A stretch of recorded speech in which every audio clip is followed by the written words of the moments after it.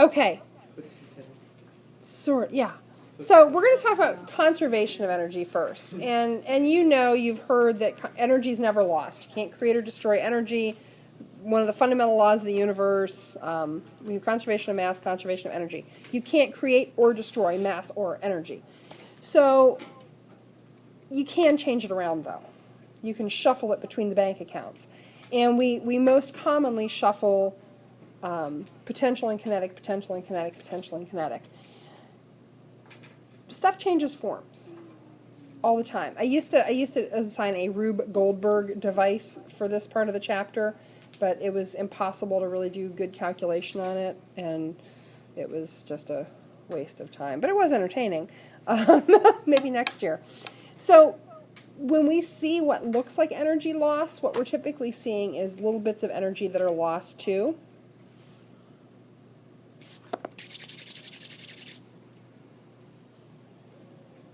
Friction. So you lose energy really to heat and light. So the incandescent light bulb is a great example. These are not incandescents, these are fluorescents. Incandescents are your old bulb with a filament. About 10% of the energy that goes through that bulb is emitted in the form of light, which is what you want. 90% is lost as waste heat, which is ridiculous. These do a better job, but there's still some loss. When we talk about mechanical systems like a roller coaster, if there was no loss of energy to things like friction and heat, those rails heat up, there's noise. Actually, hearing noise on that roller coaster, what you are hearing is energy loss.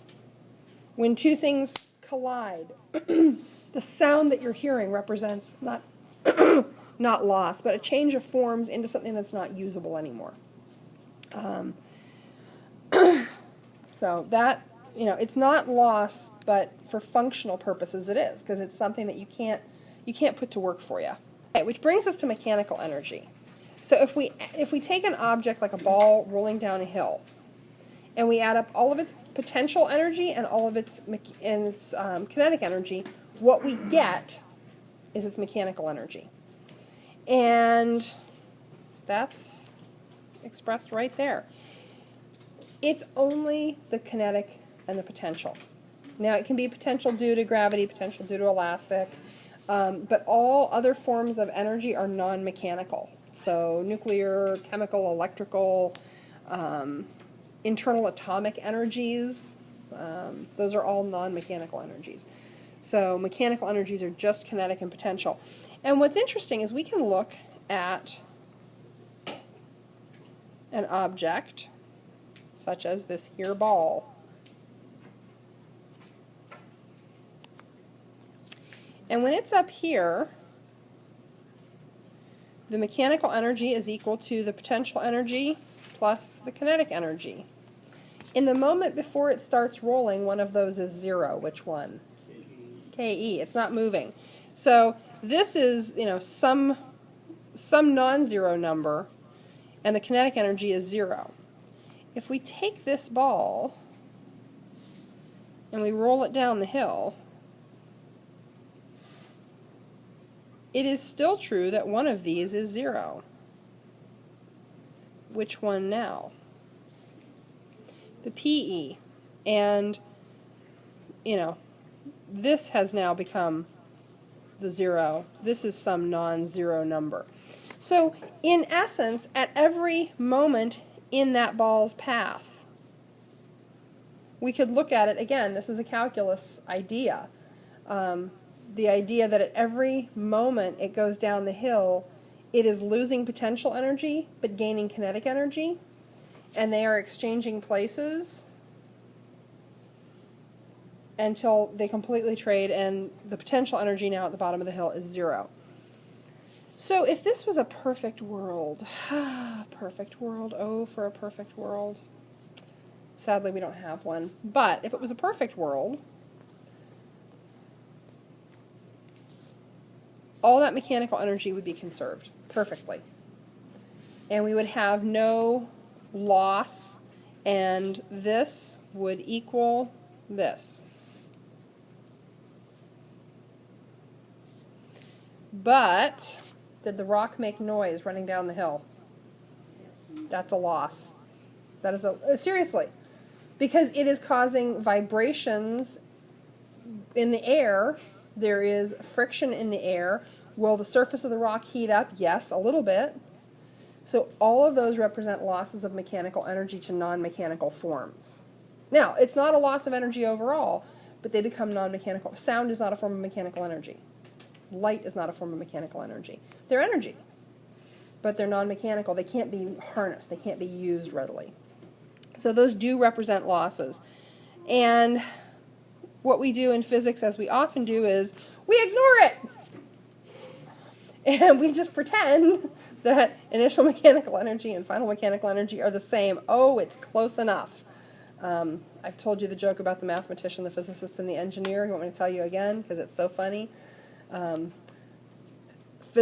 Engineers think that equations are approximations of the real world. Physicists think that the real world is an approximation of the equation, and mathematicians have yet to figure out that there's a connection. I have friends who are both math majors and physicists, and yeah, anyway, geeks at parties who tell jokes like this. No engineer friends? I do actually. Well, my husband's a software engineer, and my father-in-law's a electrical engineer. Oh, don't even start that. Don't even start that. I've been at that discussion.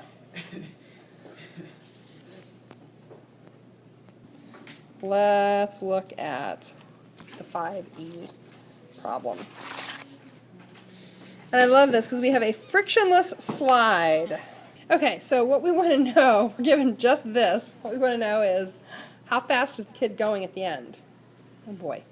So if we're going to use mechanical energy to do this, we look at mechanical energy final equals mechanical energy initial. So we know that that means that the potential energy, and this is all gravitational, final, plus the kinetic energy final equals the potential energy from gravity initial plus the kinetic energy initial. And this seems kind of intimidating, but it's actually not. So what we know immediately is when this kid gets to the bottom of the slide, what's the potential energy? Zero. And when this kid was at the top of the slide at rest, what was the kinetic energy? Zero. So really what we're looking at is the fact that the final kinetic energy should be equal to the initial gravitational energy. That's not that bad. I know, that's what I always say right before it gets bad, right? At least I'm consistent.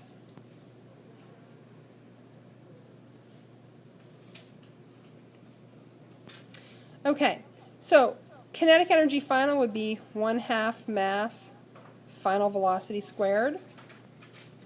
Potential energy initial would be, gravitational potential energy initial would be mass gravity height. What we would like is this. So, doing the algebra, 2 mass gravity height divided by mass, so mass goes away, square root thereof.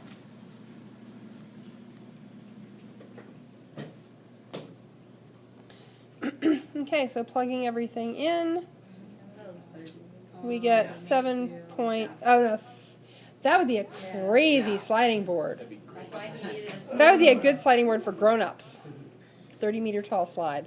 No, we're not putting toddlers on 30-meter tall slides. No.